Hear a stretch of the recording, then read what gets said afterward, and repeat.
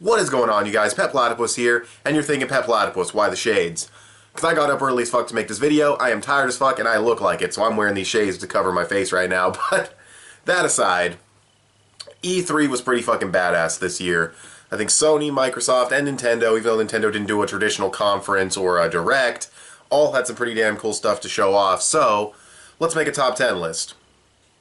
This will include all of the companies, and this will just be sort of a least to greatest in terms of my hype for these games and how excited I am to play them and everything. So, number 10, we're going to start off with Bound for the PS4. They didn't show this on the conference floor, but it's what seems to be like an abstract, artistic, 3D platforming game.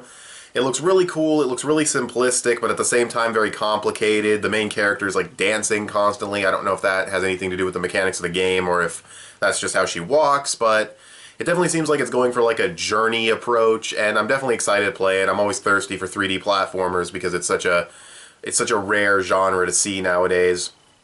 But it looks pretty cool, but it's pretty low on my list because I don't know if I'm super hyped for it. I think it looks interesting, I think it looks cool, but I definitely have to see more. So moving on to number 9, we have Pokemon Sun and Moon. Now, I'll be the first person to shit on Pokemon. I think Pokemon, to be completely fucking honest with you, I'm going to go brutal right now, they are mediocre handheld RPGs. They absolutely are. They absolutely always have been. But they have their merit. They have their place in your heart for your childhood. And this game looks better than previous entries. While X and Y, to me, looked like the beta version of what Gen 6 should be, this looks like a true Gen 6 follow-up to what we had in Gen 5. Even though it's Gen 7, so that's whatever. But, because X and Y were such a bare-bones experience when it comes to Pokemon, this looks much more enjoyable, the region is much more unique, everything about the game's looking a lot better, the visuals and everything, and, yeah, I'm excited to play it, though I don't know if I will pick it up, but, yeah, the lion gets points for being a alchemist reference. It has Full Metal Body as its, what is that? It's nature, or I forget what those things are. I don't get all into that. I just pick the right type to beat the enemy in one shot, and that's how I play it. But, I don't get competitive. But he has, like, Full Metal Body, and then he's Psychic Steel, and then the lion, like, being related to the sun is, like, an alchemist thing. So anything that's, like, a little Full Metal Alchemist reference thrown in there, at least I think that's what it is, gets points from me. So definitely excited for Pokemon Sun and Moon to a certain extent, but I have to see more. It's not an instant pickup. Number 8 is Horizon Zero Dawn. Now, I'm not super hyped for this game, but it definitely looks really cool. I would pick it up, although I do have some concerns. Number 1, I'm not really a fan of Witcher-style games or Mass Effect-style games with choosing your dialogue. This game does seem to have that. I don't know how big the open world's going to be. I don't know what the story's going to be like. But the gameplay looks fun. I like how you fight these giant robot fucking animal things. It definitely looks like it's going to have an interesting story with interesting lore that can hopefully back it up. And I really enjoyed seeing, the gameplay where you can, like, tether these things to the ground so they can't move. Like, this chick's Wonder Bow can just turn into, like, 7,000 different things. Like, you have staffs you can use and heavy weaponry, and it really looks like it's going to be a fun, enjoyable game. The graphics are absolutely beautiful. And, yeah, I put it a little higher on the list than those other two games, because I definitely think this game would be a little bit more up my alley than a handheld RPG, even though I do like the Pokemon franchise to a certain extent. And I do like 3D platformers, but I think this one has shown more. We've seen more of this game, so that's why it's a little bit higher. But we'll just move on to the next one. I don't really have too much to say about Horizon. Just looks like the story could be interesting. I like the creative idea of the game with the robot animals, and we'll just have to wait and see what happens. Number 7 is the Crash Bandicoot remakes that were announced. They said remasters, but these can't be remasters of the year. There's no way you're going to take these PS1 games and just give them an HD filter and put them out. These have to be full-blown remakes. They better be full-blown remakes. That's the only thing that keeps this from being higher on the list, is that these could just be some lazy remaster ports that aren't actually rebuilt from the ground up. And they should be rebuilt from the ground up. I mean, still retain what the original levels did and everything, revamp the cutscenes and make it still play like the originals, but it should still be a full-blown remake. Because the first 3 Crash Bandicoot games are made by Naughty Dog. They're really, really good. If you haven't played them, I highly recommend them. They're awesome. And, yeah, I'm really excited to see those get their, HD remaster. But, again, a little bit, you know, we didn't see footage, so I'm not super hyped. It would be higher on the list, but I'm not super hyped because we didn't see any footage or anything. We don't know what these are going to look like yet, so, you know, he could look like Crash from Skylanders, and that looked disgusting, so we'll just have to wait and see what happens, but I'll just move on to the next one. Number 6 is The Last Guardian. This game has been coming out for what seems like forever. It looks really cool visually.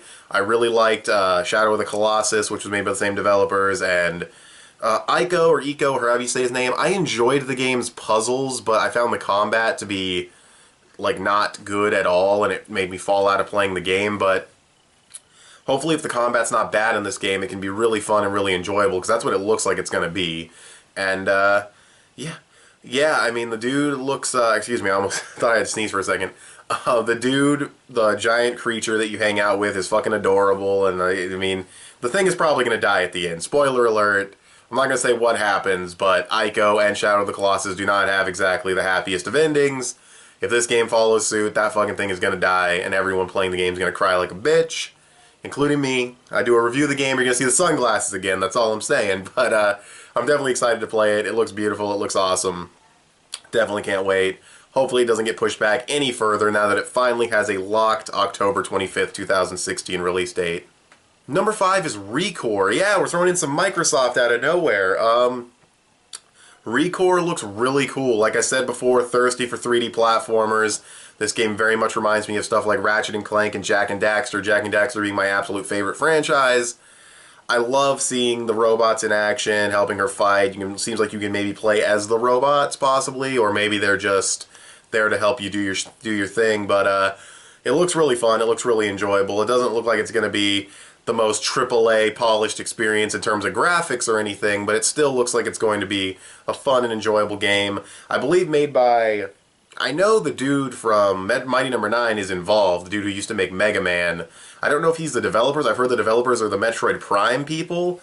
That's interesting. It's interesting to see the Metroid Prime creators doing a Microsoft exclusive. I don't have a gaming PC or an Xbox One, and this one game's definitely not going to make me buy one or anything, but I'm definitely still excited to see where it goes. And if Microsoft puts a few more really good-looking games under its belt, I'll think about getting a gaming PC. Not an Xbox One, fuck that. Maybe a Scorpio or bullshit or whatever, but not. I'll probably just get a gaming PC, because every single thing they make is going to be on the fucking PC. They already announced that. So, with that being said, let's move on to the next one. Number 4 is Gravity Rush 2. Why Sony did not show this at the conference, I have no idea, but there's a new trailer for Gravity Rush 2. This game looks awesome. The first Gravity Rush, I don't know if I'd put it in my top 10, but it was a really enjoyable game. I mean, the combat was a little shallow, but the world that you inhabit, the music, the characters, the story, the art style, I really enjoyed all of it. It's one of my few Platinum games that I have. Not Platinum Games, the company, but games that I have platinumed with trophies. And this game looked even better than the original. Looks like you're going to have new combos, new weird like additions to Cat that she can like wear that give her new moves. It looks like it's going to be awesome. It looks like it's going to be really fun. I like the color palette of everything that's going on. It looks really cool. Why they didn't show it at this fucking stage, I have no idea, but glad there was a new trailer. I'm glad the game didn't go completely ghost this year for E3, and hopefully it still hits its 2016 release. So, that's Gravity Rush 2. Really looking forward to it. Next up, God of War. This game, I'm a pretty big God of War fan. I've played pretty much every game in the franchise. I never beat Ascension because I didn't like it that much. It wasn't one of my favorites in the franchise. It was nothing horrible, but I don't think it was as good as the other God of War games, so it kind of got boring for me, and yeah. But God of War 2 or 3 is probably my favorite in the franchise, and finally getting a sequel. I mean, the prequel thing was just getting annoying, and it's cool that we're going to jump to Norse mythology, and oh man, the visuals look stunning. The gameplay is completely different. A lot of people, and I said the same thing when I first saw it, it looks like The Last of War. You know, The Last of Us God of War edition. Yeah, I don't know. It looks different. It looks very different. I'm hoping it still has the massive scale of God of War. I'm hoping that big dude that Kratos fought is not like the extent, you know? I hope that's not like the extent of how big the enemies get, because that's not God of War. God of War goes massive. And I don't care if the camera perspective is different, or if he fights with different weapons, or if the sun is like your little, like, Ellie throughout the game. Fuck, I didn't even think of that until just now. That's really Last of Us 2, having the kid there to help you. Jesus Christ. But yeah, it looks really cool. Kratos looks like a badass with the full beard, like a true savage, and yeah, I definitely want to see more of the game. I really hope it has that big scale of the original God of War games, has the puzzles and everything.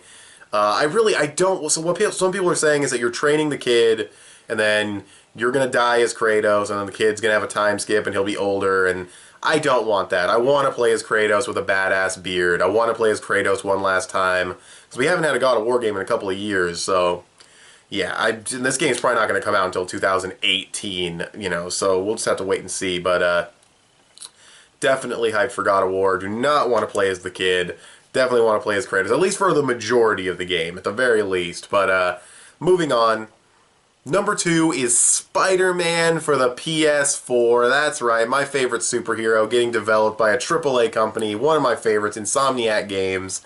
It doesn't even feel real, man. Whenever you see a Spider-Man game announced, it's usually tied to a movie or some random game that, you know, it's like, oh, you know, Friend or Foe or Shattered Dimensions, and the developer is some company you've never fucking heard of. And the game could be good, could be bad, you have no idea. Insomniac Games knows how to write comedy, because they've wrote for the Ratchet & Clank games for years. They're really good AAA developers, and this game has the potential to be what the Arkham series for DC and Batman, you know, this has the potential to be that for Marvel with Spider-Man. I mean, it could just be a fantastic game. It looks like it's pulling some cues from the Amazing Spider-Man video game that came out a few years ago, and that's awesome. I mean, the Amazing Spider-Man 2 game, I don't know, but the first game was actually a pretty solid movie license game. So hopefully they're pulling some cues from that game, and it looks like it's going to be really fantastic. The suit looks different, but cool. It looks like it's going to have some set pieces. At least I hope those aren't cutscenes. I hope you get to play those sections, because you're Spider-Man, for God's sake. When he goes through that little cafe, oh man, it just looks absolutely gorgeous. It looks awesome. Cannot wait to play it. A little weird having Sasuke voice Spider-Man, but I can get used to it. I do wish they would kind of stick with certain actors, kind of like how DC knows to kind of, you know, they don't always do it, but they kind of know. People love Kevin Conroy as Batman. They love Mark Hamill as the Joker. Try to get them as much as possible. I wish Marvel did that with Spider-Man, with like Josh Keaton as the voice or something, but it's okay. I'll get used to it. Looks fucking awesome. Now for my number 1 of E3. Actually, no, before we get to the number 1, honorable mentions. The Quantum, what are they called? What the fuck? Detroit, the Detroit game. I forget what the people who made Heavy Rain and shit. All I have to say about this game is that the visuals are fantastic, and it has like a million fucking choices you can make. It's kind of ridiculous. The amount of choices and branching paths were absolutely insane. Not my kind of game, not excited for it, but I thought it looked impressive. Kojima's new game, I pretty much have to mention it. It was a CGI trailer, or hell, even if that was the in-game footage, you don't see any of the gameplay, you don't know what's going to happen. There's no reason to be excited for this game other than the Kojima name being attached to it, so not bad at all, not bitching about it, but I'm not hyped for it yet. I'm not really a big Metal Gear Solid fan either. I love the story of the games, but I've never actually played them. I watched my friend play them so I could appreciate the story. But, yeah, but I definitely wanted to give that a quick mention.